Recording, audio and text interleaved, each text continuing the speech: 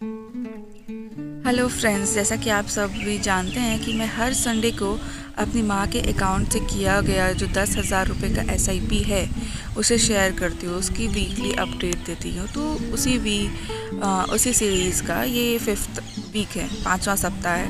तो देखते हैं कि 5वें सप्ताह के बाद उस म्यूचुअल फंड इन्वेस्टमेंट में की क्या स्थिति है।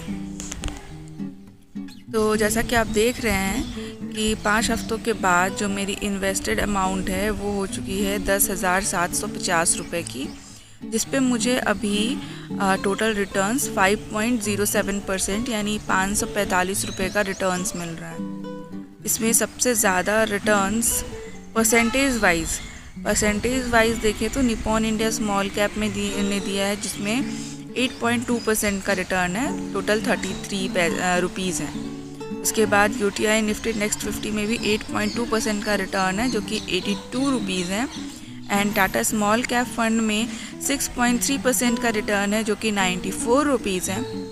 And Nippon India large cap fund direct growth में 5.8% है, जो कि 75 रुपीज़ है।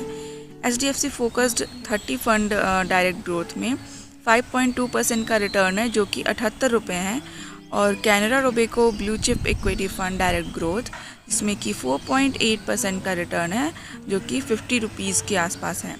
जो और हैं पराग पाड़ी की LSS टैक्स सेवर फंड, जिसमें 4.5% का रिटर्न है, जो कि 89 रुपीज़ है। And then Motilal Oswal mid cap fund direct growth, इसमें 2.2% का रिटर्न है, जो कि 44 रुपये हो जाते हैं।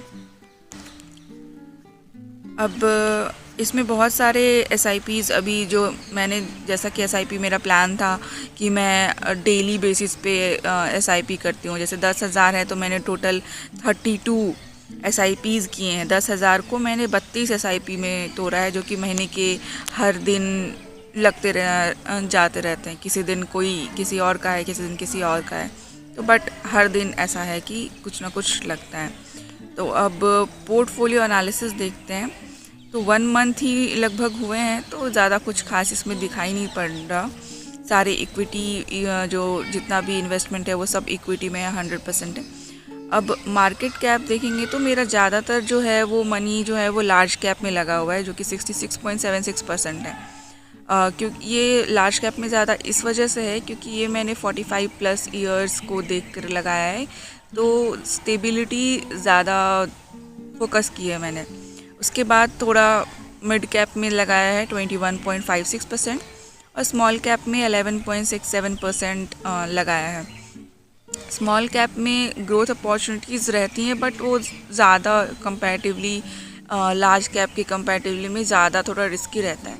तो मैं जैसे लॉन्ग टर्म में इन्वेस्ट करना is good for mutual fund, but हो सकता है कि मम्मी पापा को कभी निकालना पड़ जाए, पहले निकालना पड़ जाए, तो इस वजह से लार्ज कैप में लगाया है। क्योंकि लार्ज कैप में रिस्क थोड़ा स्मॉल कैप के मुकाबले थोड़ा कम रहता है। अब बात करें सेक्टर्स की, तो सेक्टर्स में फाइनेंशियल सेक्टर में सबसे ज़्यादा 23.84% लगा है। उसके बाद टेक्नोलॉजी में 11.54% है, ऑटोमोबाइल में 8.71% है और सर्विस सेक्टर में 8.54% है। अब कंपनीज़ में देख लेते हैं, तो कंपनीज़ में जो बैंकिंग सेक्टर है उसमें थोड़ा ज़्यादा है। तो HDFC बैंक में 5.23%, ICICI बैंक में 3.9%, एक्सिस बैंक में 2.84%, कोटक महिंद्रा बैंक में 1.93% एंड कोफोर्ज लिमिटेड 1.88%।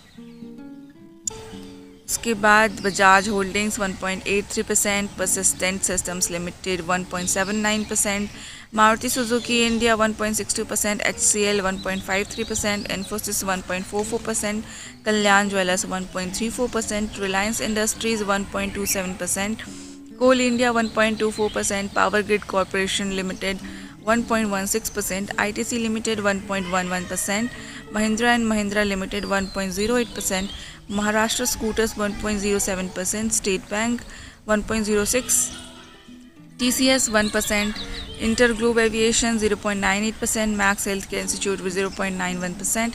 इसी तरह से और भी बहुत सारी कंपनीज में पैसे लगे हैं। इसी के साथ इस वीडियो को एंड करते हैं। Thanks for watching. ऐसे ही और वीडियोस देखने के लिए मेरे चैनल को सब्सक्राइब करें और इस वीडियो को लाइक एंड शेयर करें। Thank you.